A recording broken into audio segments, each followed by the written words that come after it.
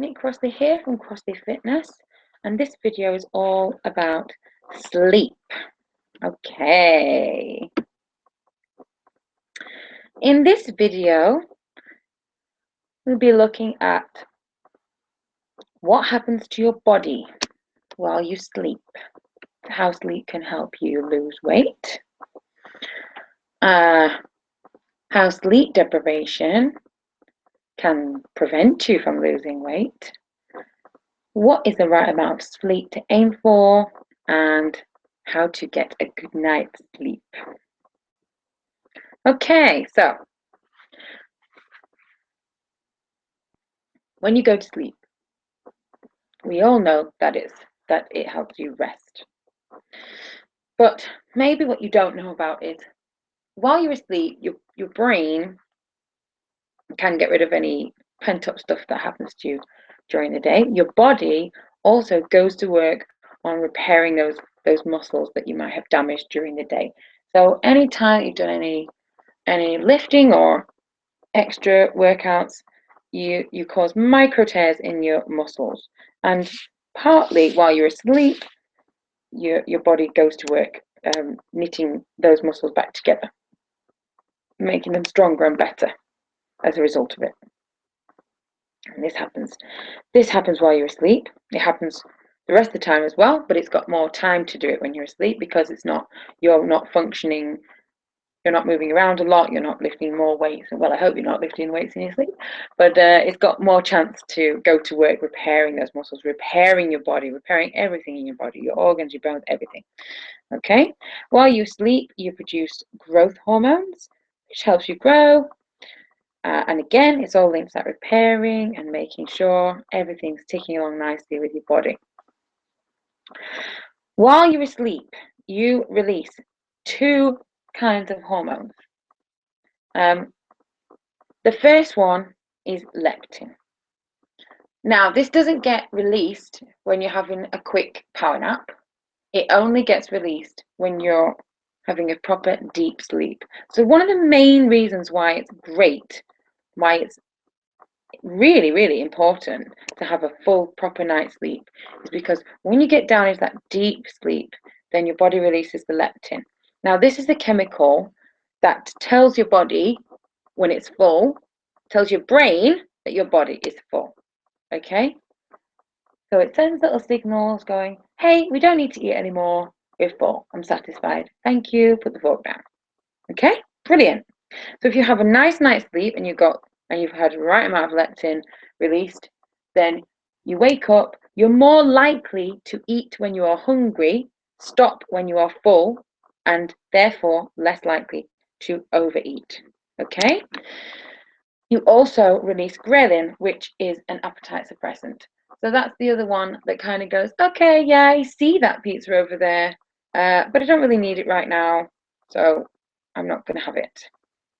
It means that again, ghrelin is released when you get into your deep sleep, not just a quick power nap. These two hormones are not released when you're just napping.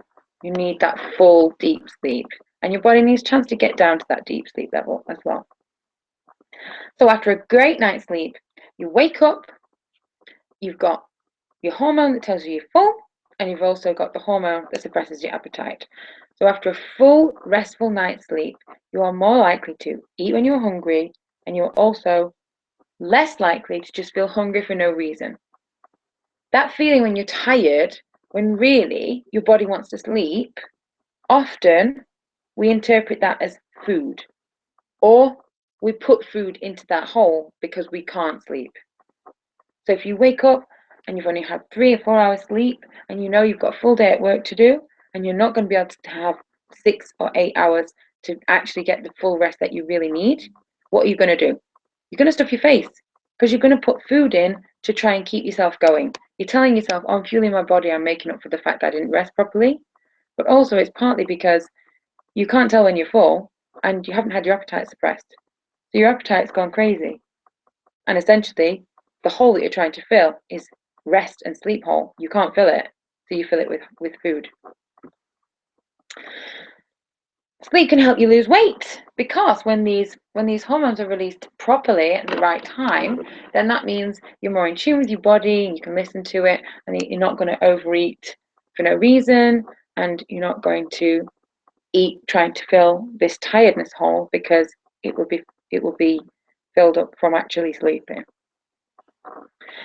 If you just Google why sleep is so important, you won't just get a bunch of, HuffPost or Pop Sugar pseudoscience articles come up. You'll get lots and lots and lots of actual scientific studies, such as, Harvard and the National Heart, Lung and Blood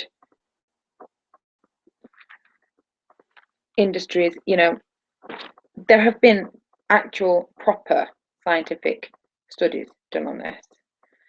So it is a fact that when you sleep, you can lose weight. Now, that is a sort of misleading headline.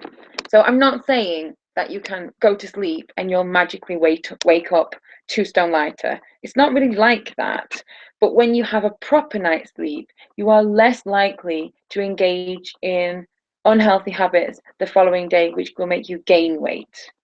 And you're going to have more energy because you're properly rested, so you're more likely to work out, be more active, and that kind of thing. So if you can see how having a poor night's sleep has a massive knock-on effect, you have a poor night's sleep, which means you're probably too tired to work out, so you might skip that workout. You're not full enough, so you're overeating. So maybe you get more calories in than you were supposed to that day, and then the cycle goes on. Maybe because you're so tired, you're putting in stimulant, so caffeine and more stuff like that to buzz you up, and then again, maybe when you get to the end of the day, you can't sleep.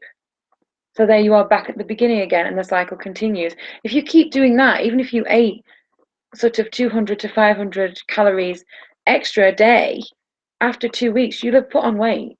You've definitely put on weight because more calories in minus less calories out means you're in a surplus of calories, so you're going to store it as fat.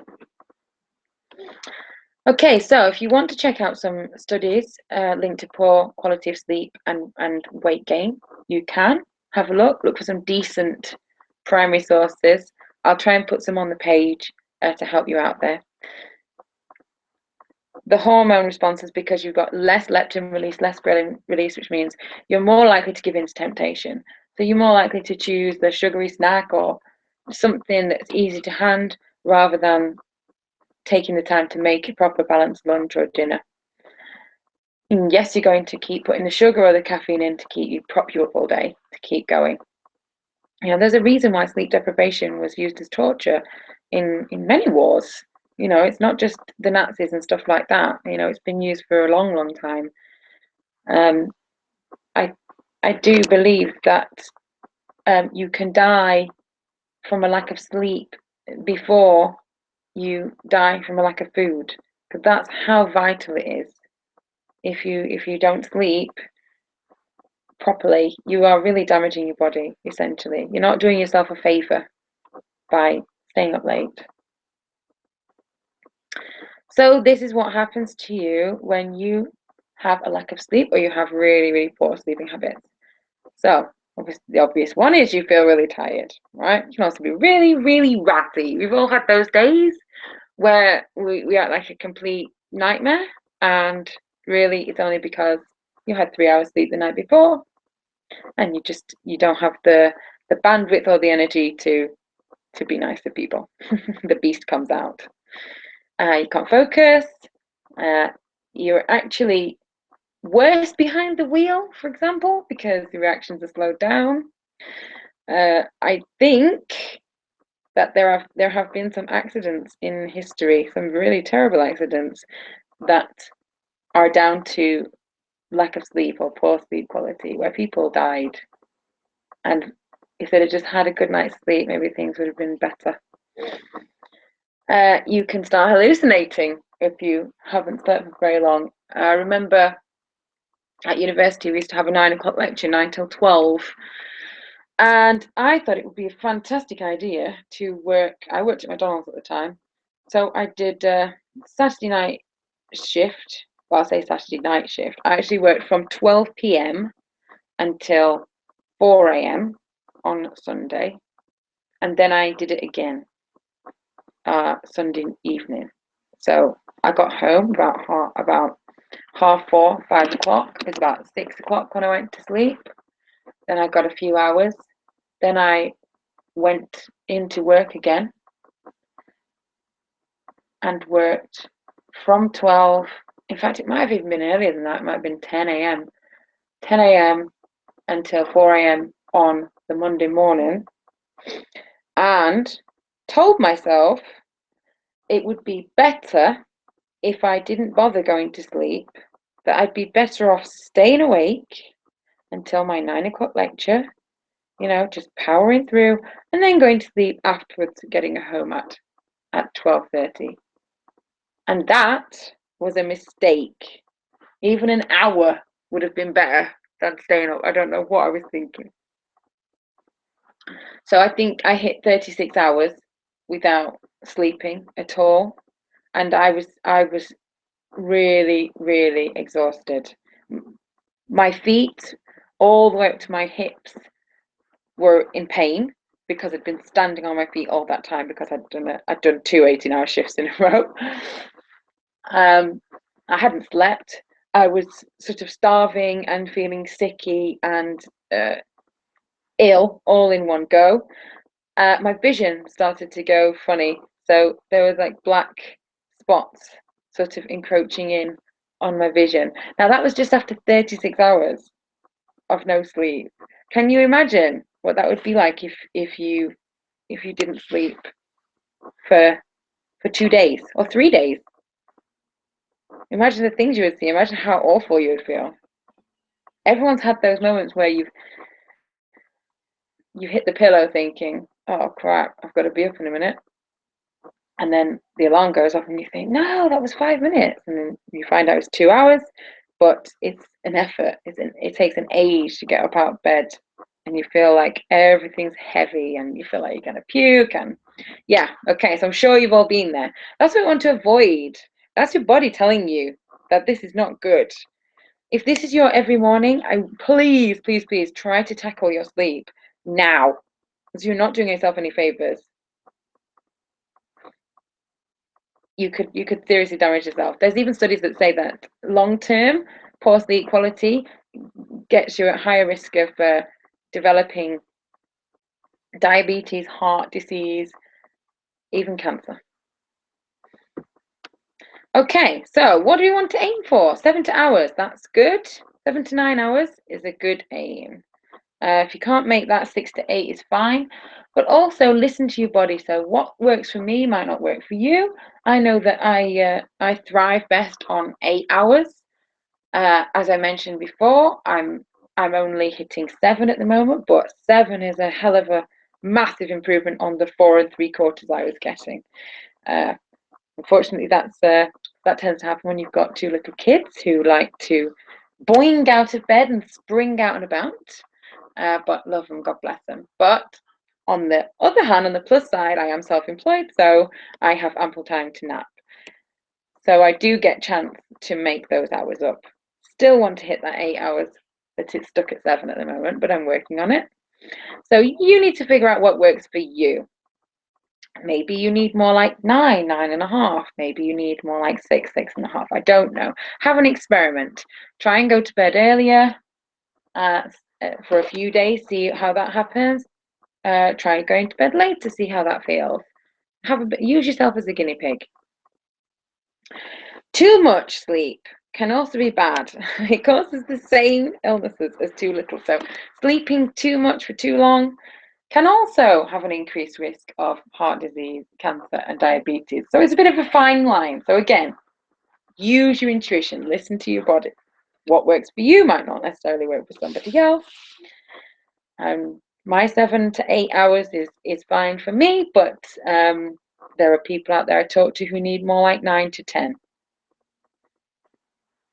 Yeah, so have a bit of an experiment. Right then, how to go to bed. Yes, I am going to tell you how to go to bed. Maybe it's time you went back to being a child. So No caffeine or other stimulants after 6 o'clock. Okay, if you have your evening meal after 6 o'clock, that's fine. If there's some caffeine or sugar or something in that meal, that's fine. But try not to have a cup of caffeinated coffee with that meal, just so that you're lowering the caffeine levels, because it will keep you up. It will keep you awake and alert. Set an alarm on your phone or something about 30 minutes to an hour before bed to remind you that it's time to start winding down. My Fitbit asks me when I want to go to bed, and that one reminds me an hour before. So it buzzes, and a message comes up on my phone to say time to start winding down for bed. And that's when I start pottering around with the laundry, getting changed, maybe getting the book out, turning everything off, that kind of thing. So you need quiet time, 30 minutes to an hour before bed. And this means, you know, no screens, no no running around being too excitable. So real physical books is fine. Kindles and Huddles and things, I would avoid those, any screens, because the light into your eyes and into your brain wakes you up. So you're trying to turn your brain off after you've basically taken it to a rock concert, because it's just buzzing. So try not to do that. You can have a bath or a shower, anything that you find relaxing. You could do your meditation then, or you could listen to some music or something gentle and calming and quiet that's not going to hype you up or wake you up. That's just going to start giving your body the signals that it's time to go to bed. Clear your bedroom of distractions. So if you can, take the TV out of the bedroom, take the computer out of the bedroom, take your phone chargers out of the bedroom, charge them downstairs. If your phone is your alarm, get an alarm clock, or put your phone on airplane mode so that it's not going to buzz or flash in the middle of the night and wake you up. So it's just your alarm's going to go off, and that's it. Try to sleep in as dark as possible room. So if you have light streaming in from the outside, get blackout blinds, get blackout curtains. Make sure there's no light escaping in. If you don't want the light to wake your body up, you want it to be in complete darkness. Temperature should be slightly colder than room temperature. So if you can put a window on vent or turn the radiator down or even off in your bedroom, not so cold that you're like shivering and it takes you 10 minutes to warm up before you get to go to bed, but just a little cooler so that it's sort of nice to snuggle up under the covers and you feel like you're hibernating away from the chilly world outside. So no screens again, no screens. And I want to be as quiet as possible. So no listening to the TV while you're going to sleep. Again, the light from the TV will keep you awake, will prevent you from getting a decent night's rest. The flickering of the screen will help wake your brain up, so we don't want that at all. If you find it difficult to sleep in complete silence, or maybe there's noise from outside that you want to mask, then try listening to an audiobook or some sleep sounds. So again, on the Calm app that I use for meditation, that has some sleep sounds on it. So it's got like quiet waves, or rain or wind, things like that. There's another app I used to use to track my sleep, which is called Sleep Cycle, and that one has a sleep aid, which is the same sort of thing: wind, rain, waves, and stuff like that. And that can be really soothing to listen to that. And you could also try meditating before bed as part of your quiet time. So tonight you could try set an alarm at 9 o'clock saying, right, it's time to start winding down for bed. Do a bit of pottering around, make sure everything's off, don't look at your screen. Come upstairs, get changed for bed, 10-minute meditation, sitting up or sitting on the end of the bed. And then be nice and relaxed, clean your teeth, warm milky drink or have a hot bath, then clean your teeth, and then lie down in complete darkness and go to sleep. How nice is that? Try it. Try it today.